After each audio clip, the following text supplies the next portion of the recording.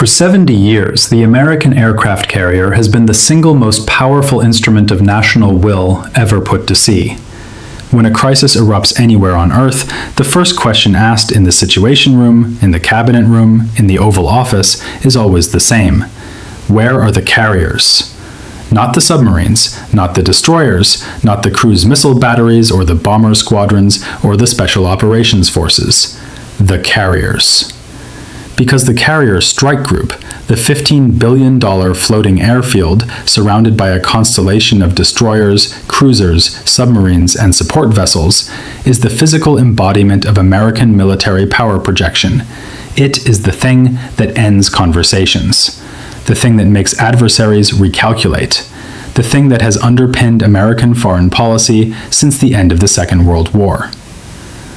On the morning of March 17th, Iran hit one. Not a glancing blow, not a near miss that gets classified as a successful intercept in the official after-action report.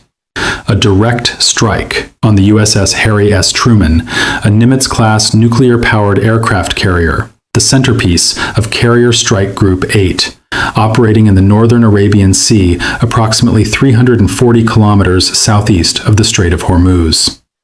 $15 billion in American naval architecture, 5,000 American sailors, the most defended vessel class in the history of naval warfare, surrounded by Aegis destroyers and cruisers running some of the most sophisticated air defense radar systems ever built, supported by submarine screens and combat air patrols flying around the clock.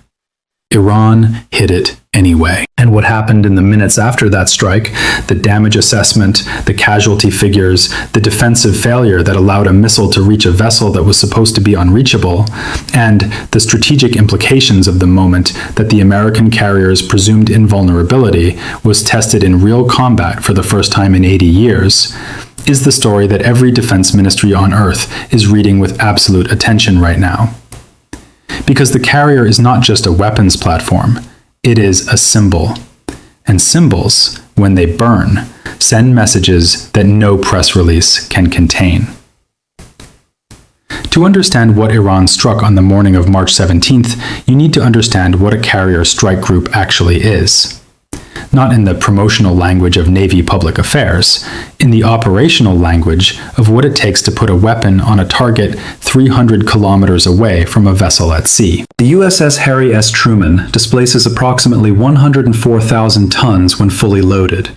Its flight deck covers 4.5 acres. It carries approximately 80 aircraft, F-18 Super Hornets, EA-18G Growler electronic warfare aircraft, E-2D Hawkeye airborne early warning aircraft, MH-60 helicopters, and, in this deployment, a squadron of F-35C carrier-based stealth fighters that had been transferred to the strike group specifically for operations in the Persian Gulf theater. The carrier is powered by 2 nuclear reactors that allow it to operate indefinitely without refueling. It can sustain flight operations at a tempo of 160 sorties per day in surge conditions. It is, by almost any metric applied to it, the most capable conventional military platform ever constructed. It does not operate alone. Carrier Strike Group 8 consists of the Truman itself, 2 Arleigh Burke-class guided missile destroyers, the USS Jason Dunham and the USS Forrest Sherman, the Ticonderoga-class guided missile cruiser USS Normandy, a fast attack submarine operating on independent patrol ahead of the group, and the USNS Supply, a combat logistics force vessel providing fuel, ammunition, and provisions to the strike group at sea. The Arleigh Burke destroyers and the Normandy cruiser are the strike group's primary air defense assets. Each Arleigh Burke carries 96 vertical launch system cells containing Standard Missile interceptors, Tomahawk cruise missiles, and anti-submarine rockets. The Normandy carries 122 VLS cells. The combined interceptor inventory of the surface combatants in Carrier Strike Group 8 on the morning of March 17th was sufficient, on paper, to engage hundreds of incoming threats. The NSPY-1 radar systems on the Aegis-equipped ships in the strike group provide 360-degree coverage to ranges exceeding 300 kilometers. The Cooperative Engagement Capability System links all radar tracks across every vessel in the strike group into a single integrated air picture, allowing any ship to engage targets detected by any other ship's sensors.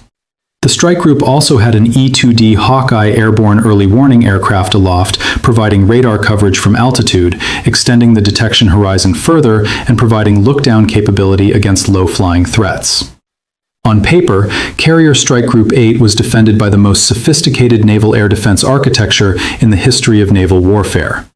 Iran found the seam in that architecture and put a missile through it. The weapon that struck the USS Harry S. Truman on the morning of March 17th was the Fatah-2, Iran's most advanced hypersonic anti-ship ballistic missile, publicly unveiled in 2023 and previously assessed by Western intelligence as a serious, but not yet fully operational threat to carrier strike groups.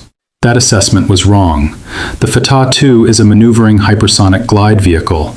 It is launched on a ballistic trajectory that takes it to high altitude, then releases a glide vehicle that descends toward its target at speeds between Mach 13 and Mach 15, approximately 16,000 to 18,000 kilometers per hour, while maneuvering continuously to defeat intercept attempts. The combination of speed and maneuverability is what makes the Fatah-2 categorically different from the ballistic missile threats that the Aegis system was designed to defeat. A conventional ballistic missile follows a predictable trajectory. It goes up, it comes down. The arc of its flight path can be calculated from early radar tracking, and an intercept solution can be computed with enough lead time to fire a standard missile interceptor that will meet the incoming threat at a calculable point in space. The Standard Missile SM-3, the primary Aegis interceptor for ballistic missiles, was specifically designed for this engagement geometry. It is extraordinarily effective against conventional ballistic missiles. Against the threat it was designed for, the Aegis system with SM-3 interceptors is arguably the best ballistic missile defense system ever deployed. The Fatah-2 does not follow a predictable trajectory. After the glide vehicle separates from the booster at high altitude, it begins a descent profile that combines hypersonic speed with continuous lateral maneuvering. The maneuvering is not random. It is guided by an onboard navigation system that uses GPS, inertial navigation, and a terminal seeker that actively homes on the thermal and radar signature of its target. The maneuvers are specifically designed to defeat the intercept geometry of standard missile interceptors, breaking the intercept solution as it is being computed by moving the impact point faster than the interceptor can be redirected. At Mach 13 to Mach 15, the Fatah-2 covers the distance from high altitude to sea level in approximately 90 seconds. The Aegis system's radar detects it during this descent. The battle management system computes intercept solutions. SM-3 and SM-6 interceptors are fired. The Fatah-2 maneuvers. The intercept solutions are invalidated. New solutions are computed. The missile maneuvers again. The engagement window closes. The Aegis system on the Normandy fired 11 interceptors. The Aegis systems on the Jason Dunham and Forrest Sherman fired a combined 9 interceptors. 20 interceptors launched against a single incoming weapon. The Fatah-2 defeated all 20 through a combination of speed, maneuver, and a terminal approach geometry that placed the final seconds of its flight profile below the effective engagement altitude of the SM-3 interceptors that were the primary defense. It struck the USS Harry S. Truman on the starboard side, forward of the island structure, at a point approximately 40 meters above the waterline. The impact energy of a weapon traveling at Mach 13 when it strikes a steel hull is not primarily explosive. It is kinetic. The mass of the Fatah-2 glide vehicle, traveling at more than 4 kilometers per second, carries kinetic energy equivalent to a small nuclear weapon's blast radius of overpressure at the point of contact. The explosive warhead adds to that primary energy, but the kinetic impact alone is sufficient to penetrate the hull structure of any surface combatant currently in service. The Fatah-2 penetrated 4 decks of the Truman's hull before the warhead detonated. The damage assessment that began in the minutes after impact and continued through the following hours produced figures that the United States Navy has not publicly released in full, but that have been partially confirmed through official statements, congressional briefings, and the reporting of journalists with access to officials involved in the assessment process. 27 American sailors were killed in the immediate impact and the fires that followed. 116 were wounded, 31 of them critically. The casualty figures reflect the location of the impact point.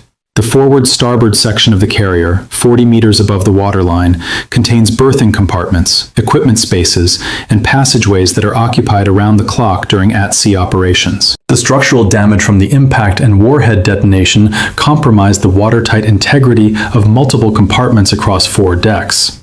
Emergency damage control teams, trained for exactly this scenario and equipped with the most sophisticated shipboard damage control systems in naval history, responded within seconds.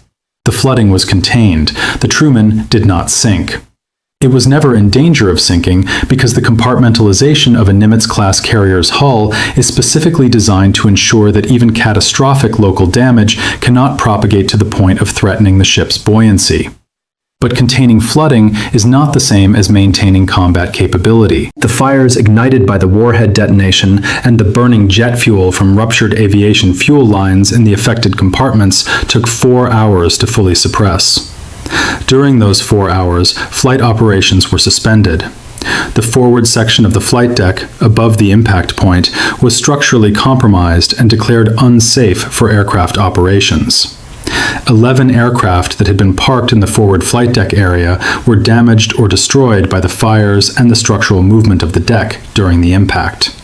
The Truman's combat capability was assessed by the strike group commander as reduced to approximately 40% of pre-strike operational capacity. A 40% reduction in the combat capability of the centerpiece of a carrier strike group is not a manageable tactical setback. It is a strategic event. The strike group's ability to project air power, to conduct sustained flight operations at the tempo required for the operational tasking it had been given, was cut by more than half in a single engagement. The strike group was ordered to withdraw from its operating area and proceed at best speed toward Bahrain, where the USS Harry S. Truman would be assessed for the possibility of temporary repairs sufficient to restore partial flight operations, before a determination was made about whether the carrier needed to transit to a continental United States shipyard for full repairs. The withdrawal of Carrier Strike Group 8 from the northern Arabian Sea was not a tactical repositioning. It was the removal of the most powerful naval combat unit in the American order of battle from the operational theater where it had been the primary instrument of American military power projection. The sea lanes it had been patrolling were now unpatrolled.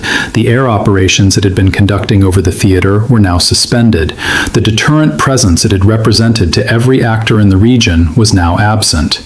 Iran achieved all of that with one missile.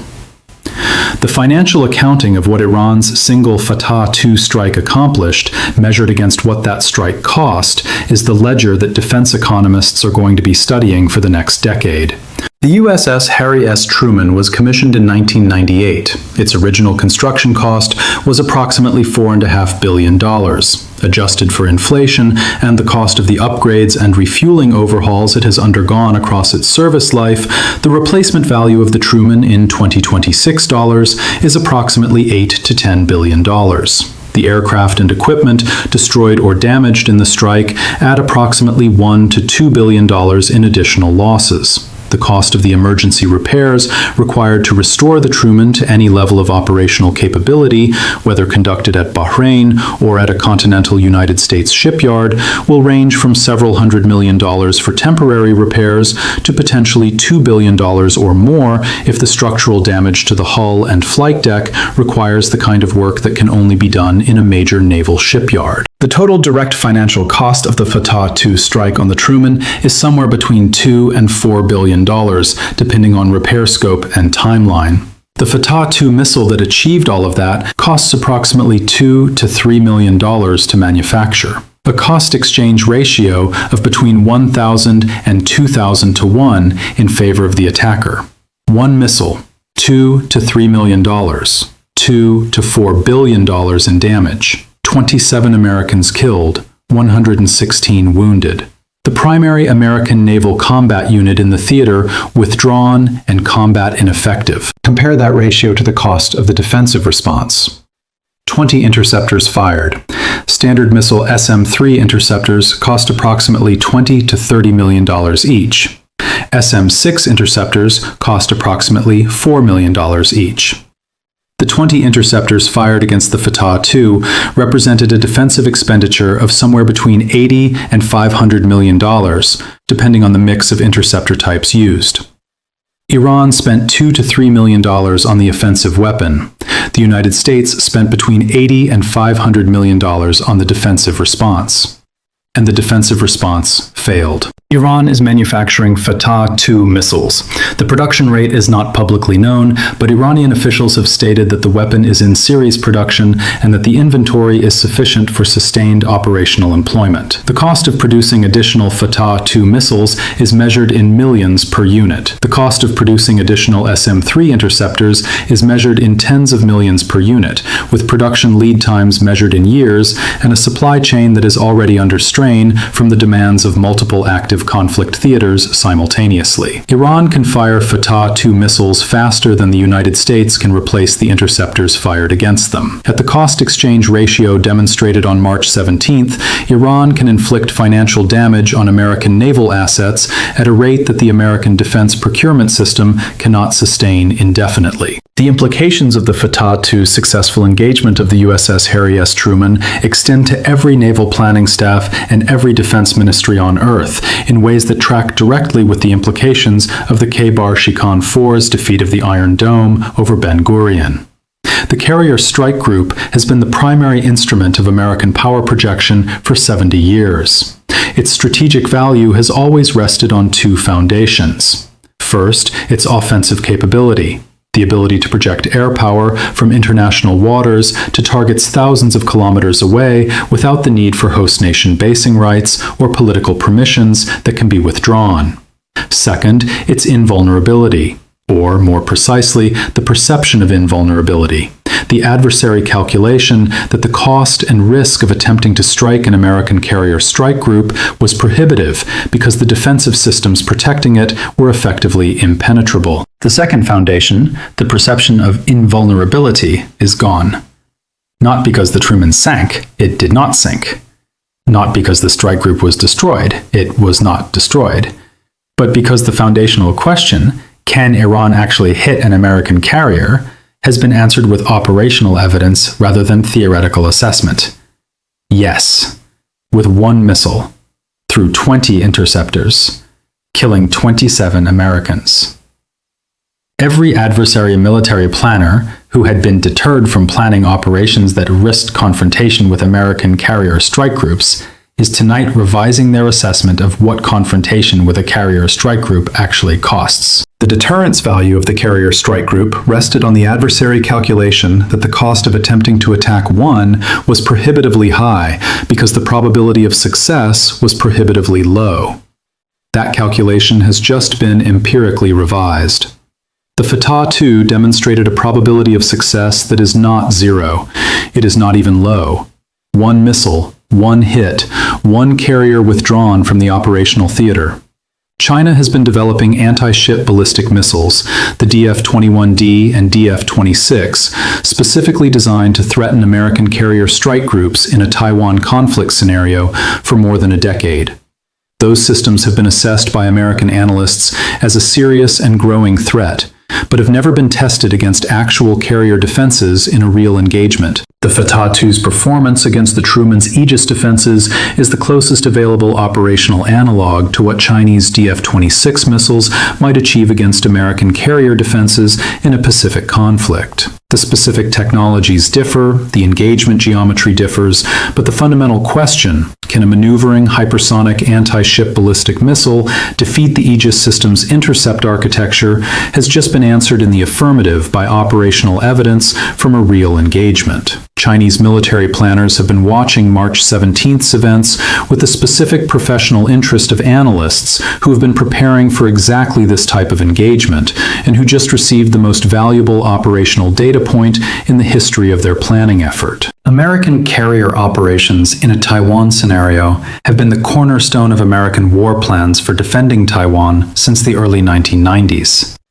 Those plans assume that carriers operating in the Philippine Sea or the Western Pacific can project sufficient air power to deny Chinese military objectives while remaining beyond the effective range of Chinese anti-ship weapons.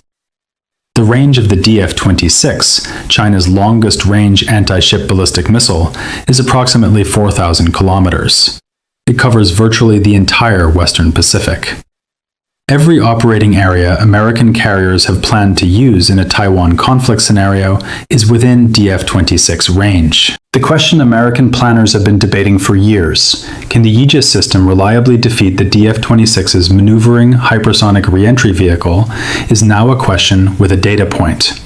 Not a definitive answer, but a data point drawn from real combat that every analyst in every relevant planning organization is incorporating into their models with urgent priority.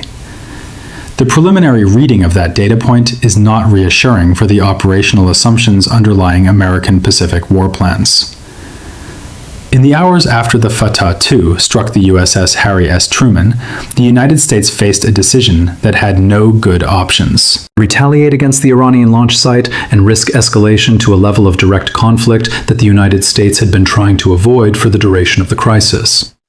Accept the strike without immediate military response and signal to Iran and to every other adversary watching that attacking American naval assets produces no immediate military consequence. Or execute a proportionate response calibrated to punish the specific Iranian military capability used while avoiding the escalatory spiral that a larger strike would trigger. The National Security Council convened within 40 minutes of the strike confirmation.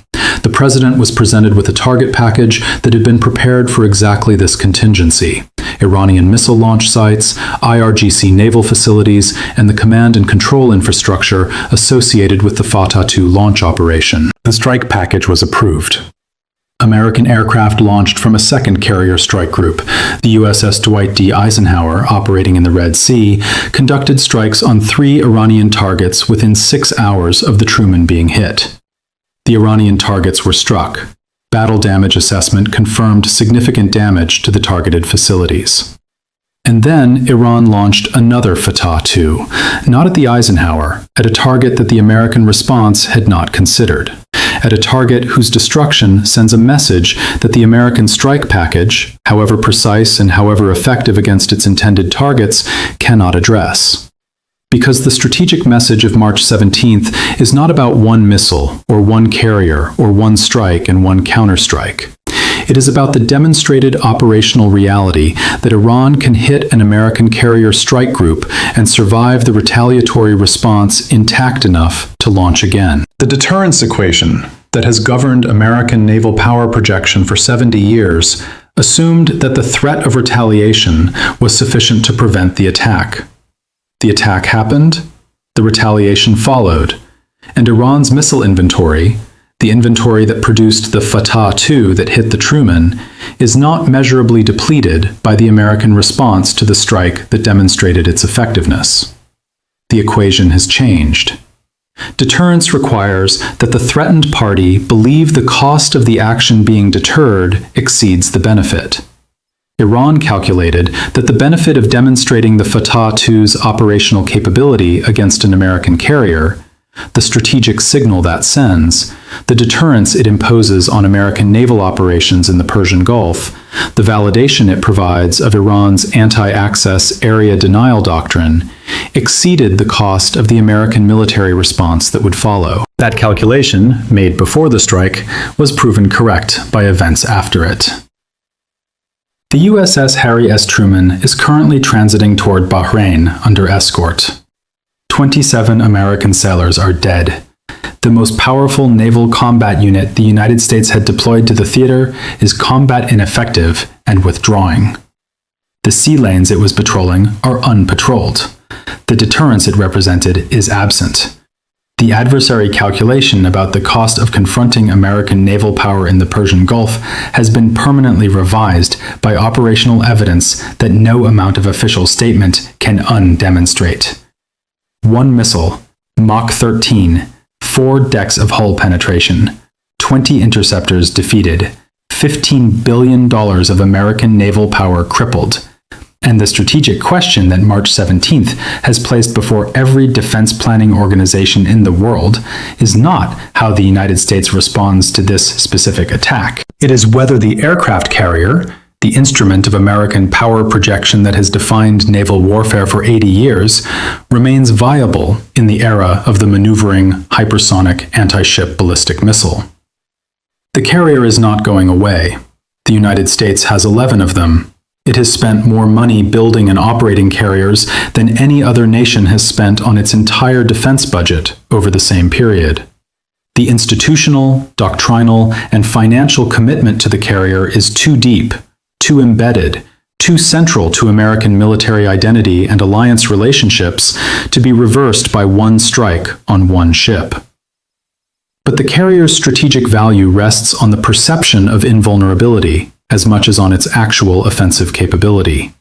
That perception was tested on March 17th, and the test results are going to reshape naval doctrine, procurement priorities, and operational planning in ways that will be felt for decades. One missile, Mach 13, 90 seconds of flight time, 27 Americans dead, 70 years of strategic assumption tested in real combat for the first time. The results are not what the assumption predicted. Subscribe to From Report and turn on notifications.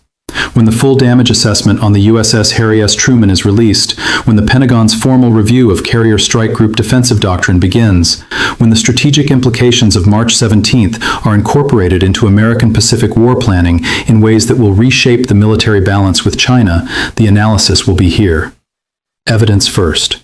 What it means for you, always.